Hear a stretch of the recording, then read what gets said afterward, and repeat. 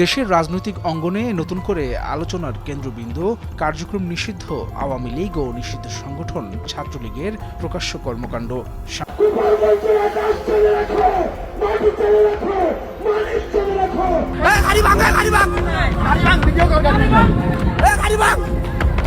চারদিকে বারুদের গন্ধ, জীবন বাঁচাতে মরিয়া এনসিপির নেতারা।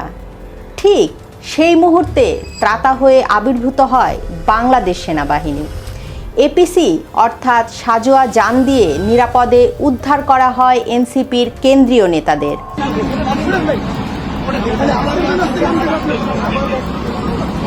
আজকে গোপালগঞ্জে যে ঘটনা তারা ঘটালো, জঘন্য হত্যাকাণ্ড ঘটিয়েছে, আমি তার তীব্র প্রতিবাদ জানাই। এই এনসিপির সব কটা যারা ওখানে যে এই ঘটনা ঘটিয়েছে তাদের শাস্তি দাবি করি।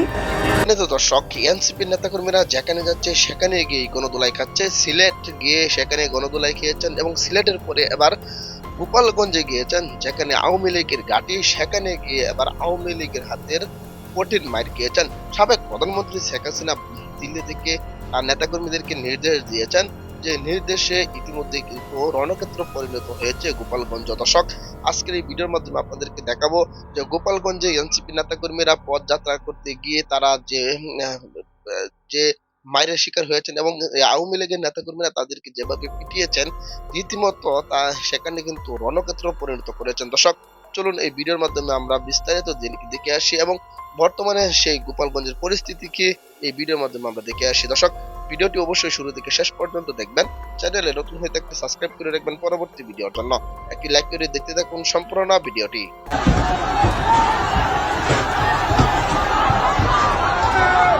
হবিগঞ্জের পর এবার সিলেটের গোপালগঞ্জে জাতীয় নাগরিক পার্টির গাড়িবহরে হামলা হয়েছে। সরকারের নির্দেশনায় এমন হামলা হচ্ছে বলে অভিযোগ করেছেন এনসিপি নেতারা।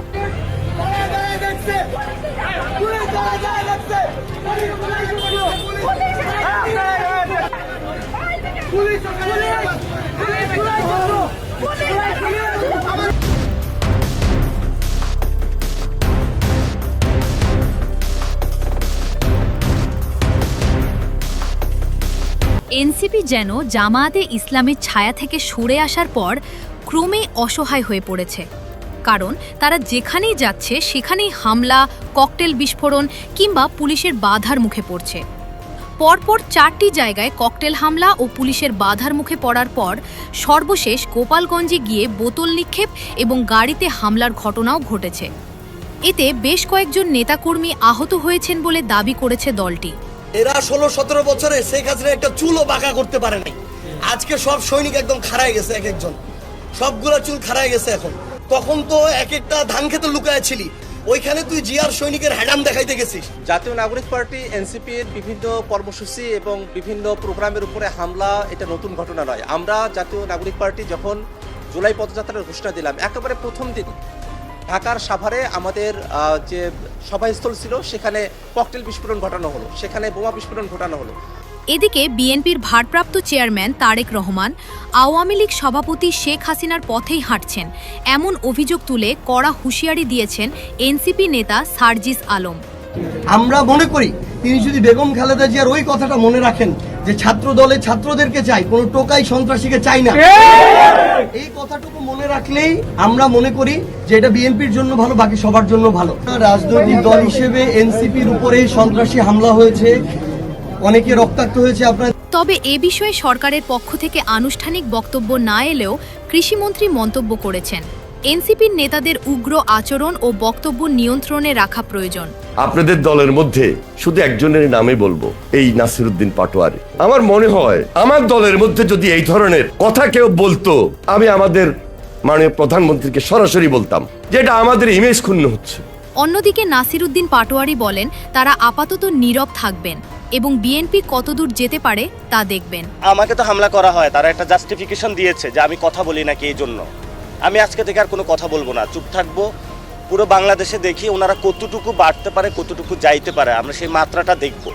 আমরা মরে যাব, তবু আমরা রাজপথ ছাড়বো না, কারণ আমাদের শহীদ ওসমান হাদি ভাই যে প্রতিজ্ঞা আমাদেরকে দিয়ে গিয়েছিলেন যে জান দিবা জুলাই দিব না, আমরা সেই প্রতিজ্ঞা নিয়ে কাজ করছি। তারেক রহমানের প্রত্যক্ষ মদদেই বিভিন্ন জায়গায় এনসিপির উপরে হামলা হচ্ছে। পুরা বাংলাদেশে হলো সন্ত্রাসী একটা রাজত্ব শুরু করেছে বিএনপি। দেশে আইনের শাসন নাই, দেশে জঙ্গি শাসন শুরু হয়েছে। এরপর প্রয়োজন হলে ব্যবস্থা নেওয়ার কথাও জানান তিনি। এদিকে বিএনপি নেতা রাশেদ খান পাল্টা মন্তব্য করে বলেন, আগে নিজেদের জোট রক্ষা করুন, এরপর সরকারের সমালোচনা করুন। এই যে 11 দলীয় জোট, এই জোটের মধ্যেই তো প্রতারণা। আপনাদের ভাঙন শুরু হয়ে গেছে, আগে নিজেদের পতন ঠেকান। জামাত এবং এনসিপির নেতৃত্বে বাংলাদেশে আর কোনো গণঅভ্যুত্থান হবে না। জামাত কখনোই বাংলাদেশে কোনো গণঅভ্যুত্থানের নেতৃত্ব দিতে পারবে না। জামাত এবং এনসিপির যে কোনো চক্রান্ত ষড়যন্ত্রকে ইনশাল্লাহ দাঁত ভাঙা জবাব দেওয়ার জন্য আমরা প্রস্তুত আছি। এনসিপি বাংলাদেশে নতুন বন্দোবস্তের রাজনীতির কথা বলে নতুন ভণ্ডবস্তের রাজনীতি করছে। এর প্রতিবাদ জানিয়ে নাহিদ ইসলাম বলেন, বিএনপি সরকারের পরিস্থিতিও শেখ হাসিনা সরকারের মতোই হতে চলেছে। হামলা করা হচ্ছে খালেদা জিয়ার গাড়ি বহরে যেভাবে সন্ত্রাসীরা হামলা করেছিল, একই কায়দায় কিন্তু তারা এখন আমাদের গাড়ি বহরে হামলা করছে। তো এর জবাব ইনশাল্লাহ বাংলাদেশের জনগণ দিবে। আমরা বুঝতে পারছি এই সরকার পুরনো পথেই, স্বৈরাচারের পথেই হাঁটছে। অগণতান্ত্রিকভাবে তারা ক্ষমতায় থেকে দেশকে নৈরাজ্যের দিকে নিয়ে যাচ্ছে। তারা গণভোটের গণরায় মানে নাই, তারা স্বাধীন পুলিশ কমিশন করে নাই। অন্যদিকে সব আলোচনা সমালোচনার মধ্যে মির্জা ফখরুল বলেন, এখন সবাই নিজেকে জুলাইয়ের যোদ্ধা দাবি করছে, অথচ ঘুষ ও দুর্নীতিতেই ব্যস্ত সবাই।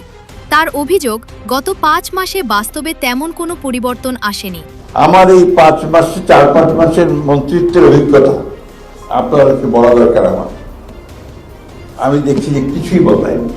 জুলাই সম্পর্কে কথা বলতে হলে স্বাভাবিকভাবেই একইভাবে যারা আটকে দিত ভালো একটা কাজকে আটকে দিচ্ছে, একইভাবে ওই আমি বললাম যে আপনার ভোট পাল্টাচ্ছে, পাল্টে দিয়ে চলে আসছে। কথাগুলো আক্ষেপে বলছি।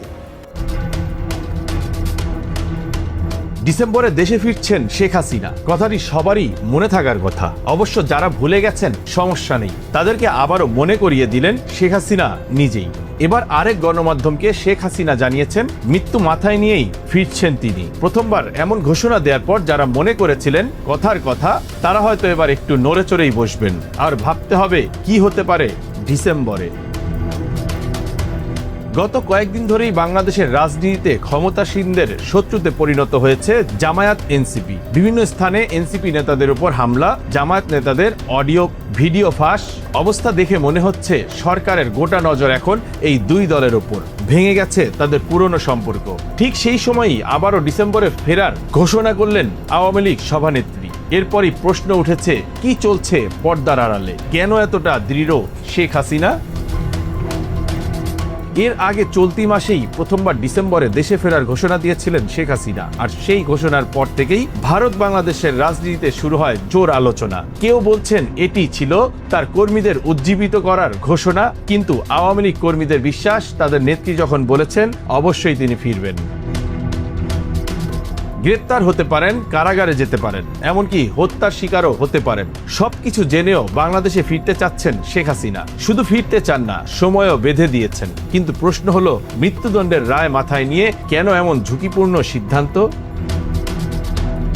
বার্তা সংস্থা এএফপিকে দেয়া এক সাক্ষাৎকারে শেখ হাসিনা বলেন, আমাকে হত্যা করা হতে পারে, আমাকে গ্রেপ্তার করা হতে পারে, আমাকে কারাগারেও পাঠানো হতে পারে। আমি আমার পরিণতি সম্পর্কে পুরোপুরি সচেতন।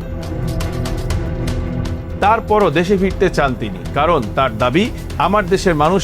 সম্মানিত দর্শক, আশা করি সকলে পুরো ভিডিওটি দেখলেন। এই ভিডিও সম্পর্কে অবশ্যই আপনাদের মতামত ভিডিওর কমেন্ট বক্সে লিখে জানাবেন। দর্শক, এই ধরনের প্রতিনিয়ত আপডেট ভিডিওগুলো সবার আগে পেতে অবশ্যই চ্যানেলটিকে সাবস্ক্রাইব করে পাশে থাকা বেল বাটনটি অন করে রাখবেন পরবর্তী ভিডিওগুলো সবার আগে পাওয়ার জন্য। আজকের মতো ভিডিওটা এখানে শেষ করলাম। দেখা হচ্ছে পরবর্তী ভিডিওতে। সেই পর্যন্ত ভালো থাকবেন, সুস্থ থাকবেন। আসসালামু আলাইকুম ওয়া রাহমাতুল্লাহ।